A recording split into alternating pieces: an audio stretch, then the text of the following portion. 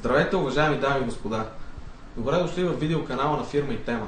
Днес ще ви запознаем с два от цветните лазерни принтери, които нашата фирма предлага. Това са HP Color LaserJet 2600N и HP Color LaserJet 3800N. Ще започнем първо с обединителните характеристики на тези две устройства.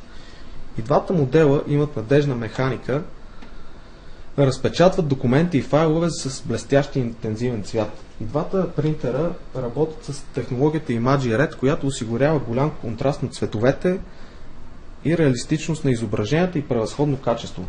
За тази цел, за да ви го докажем, ние ще ви пуснем демонстрационни копия и на двете устройства.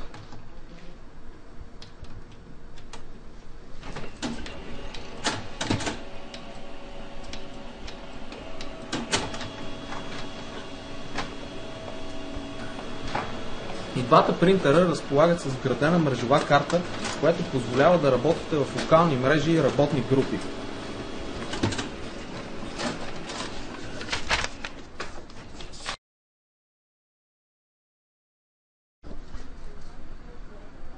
Дава им възможност лично да се убедите в качеството на печат на двата принтера. С техните демо копия. Сега ще ви запознаем с основните разлики между тези две устройства.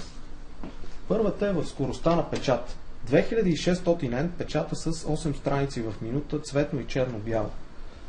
Докато 3800 печата с 21 копия в минута и цветно и черно-бяло. Но най-основната разлика е в техните консумативи. HP 2600 е с тонер касети с капацитет 2000 копия. Докато 3800 е с капацитет на тонер касетите от 6000 копия. При еднократно презареждане на тонер касетите, ако вие предпочитете принтер 3800, вие ще спестите от порядъка на 500 лева. Това е и най-съществената разлика, която е в полза на клиентите. Единственото, от което трябва да се ръководите, когато правите избора си за закупуване на принтер, е в това на какво натоварване ще подложите машината.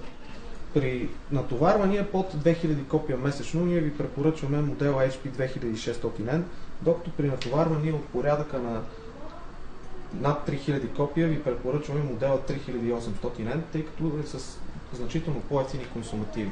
Затова ви препоръчваме лично да дойдете, да изберете и да тествате своята машина по мярка. Довиждане и до нови срещи!